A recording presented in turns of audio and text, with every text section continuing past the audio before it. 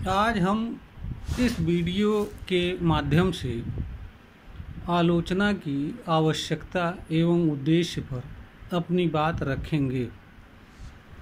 मानव एक प्रकार का रचनाकार भी होता है। वह जीवन में अनेक तरह के क्रियाकलाप करता है। मानव के अनेक क्रियाकलाप सार्वजनिक जीवन से संबंध रखते हैं और मानव समाज पर सामूहिक रूप से प्रभाव डालते हैं। कोई भी मानव पूर्ण नहीं होता है। कोई भी मानव सब कुछ नहीं जानता है। मानव के भीतर मानवगत कमियां विद्यमान होती हैं। इसका प्रभाव उसकी रचना एवं क्रियाकलापों पर भी पड़ता है। कोई भी मानव स्वयं का ईमानदारी से निष्पक्ष मूल्यांकन हर चीज़ के रखने की भी नहीं क्षमता होती है।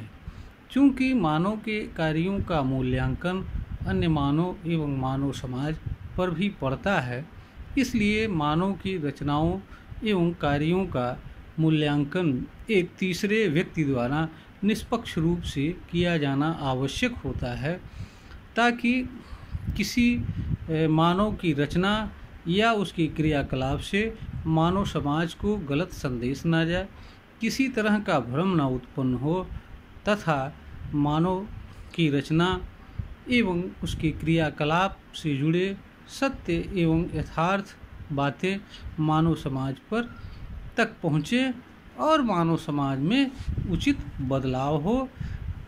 इसलिए आलोचना जैसी चीज़ की आवश्यकता मानव को होती है। आलोचना का कार्य सर्वथा एक भिन्न व्यक्ति करता है। यह कार्य वह बड़ी निष्पक्षता एवं ईमानदारी से करता है। आलोचना गुण दोष के आधार पर की जाती है। इसमें गुणों का भी बताया जाता है, दोषों को भी बताया जाता है। दोषों के कारण क्या होते हैं, उनका निवारण कैसे हो सकता है और किस तरह के उपायों से दोषों को दूर किया जा सकता है।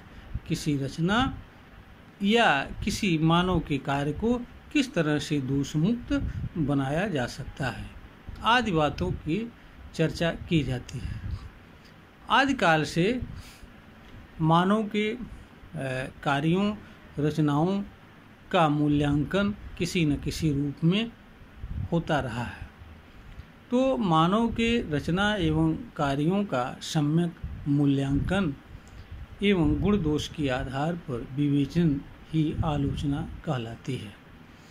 अब हम आलोचना के उद्देश्य पर अपनी बात रखेंगे। मानव जीवन में आलोचना का अत्यंत महत्वपूर्ण स्थान होता है। आलोचना के माध्यम से मानव को दोबारा किसी चीज़ पर जांच परख करने एवं भूल तथा चूक को सुधारने का अवसर मिलता है। आलोचना के माध्यम से रचनाकार या क्रियाकलाप करने वाले व्यक्ति से भिन्न व्यक्ति को भी किसी व्यक्ति की रचना एवं उसके क्रियाकलापों को पुनः जानने व समझने तथा विचार करने का अवसर मिलता है। आलोचना के माध्यम से रचनाकार तथा क्रियाकलाप करने वाले तथा जो लोग किसी रचना से एवं किसी मानवीय क्रियाकलाप से प्रभावित होते हैं, उनको भी रचना पर एवं मानव के क्रियाकलाप पर फिर से विचार करने पुनर्मूल्यांकन करने का अवसर मिलता है, जिससे संभावना यह बनती है कि सत्य एवं यथार्थ चीज़ें मानव समाज तक पहुँचती हैं। आलोचना का उद्देश्य जन कल्याण होता है। आलोचना का उद्देश्य किसी व्यक्ति वर्ग एवं समूह की बुराई व विरोध करना नहीं होता है। आलोचना किसी की कमियों खोजने का उद्देश्य नहीं होता है। आलोचना का उद्देश्य हमेशा जन कल्याण होता है। आलोचना में किसी व्यक्ति के कार्य क्रियाकलाप की आलोचना होती है, किसी व्यक्ति की रचना की आलोचना होती है, किसी व्यक्ति की नहीं होती है। इसका कारण ये होता है कि किसी व्यक्ति से किसी व्यक्ति को कोई लाभ, हानि या नुकसान नहीं होता है। जो कुछ हानि, लाभ या नुकसान होता है व्यक्ति के कर्म से या उसकी किसी कृति से होता है या उसके किसी तरह के क्रियाकलाप से होता है।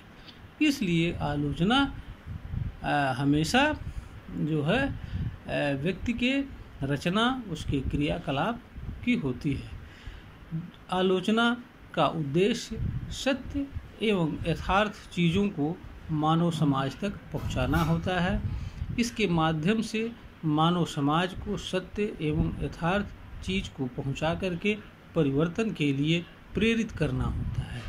आलोचना का उद्देश्य रचनाकार एवं किसी क्रियाकलाप को संपन्न करने वाले व्यक्ति को पुनः अपनी रचना पर एवं क्रियाकलाप पर विचार करने तथा यह अपनी भूलों एवं त्रुटियों को जानने एवं समझने का अवसर प्राप्त होता है। आलोचना सकारात्मक होनी चाहिए, नकारात्मक नहीं होनी चाहिए। आलोचना तर्क आधारित होनी चाहिए और जनता के कल्याण के लिए की जानी चाहिए। किसी तरह का ईर्ष्या एवं दोष भाव को प्रकट करने के लिए आलोचना नहीं की जानी चाहिए। आलोचना लोकनीति के विरुद्ध नहीं होनी चाहिए। ऐसी चीज़ों के संबंध में नहीं होनी चाहिए जो असत्य हों, निरर्थक हों तथा जिनसे किसी व्यक्ति वर्ग या मानव समाज की भावना आहत होती हो। तो आलोचना का उद्देश्य जन कल्याण होता है, मानव समाज का कल्याण होता है।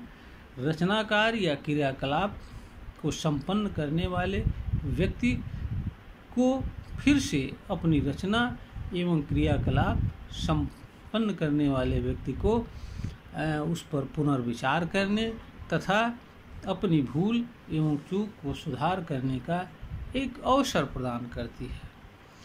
आलोचना का उद्देश्य अगर जन कल्याण नहीं है, भूल एवं चूक को सुधार करने का अवसर देने वाली नहीं है, तो वह आलोचना नहीं कहलाती है, बाकी कुछ और चीज़ कहलाती है। यह वीडियो ज्ञानवर्धन हेतु बनाई गई है। इससे उम्मीद है कि यह श्रोता का ज्ञानवर्धन करने में सफल होगी। श्रोता अगर इसे ज्ञानवर्धन के लायक मानते हैं तो इसे सब्सक्राइब करें, शेयर करें और लाइक करें।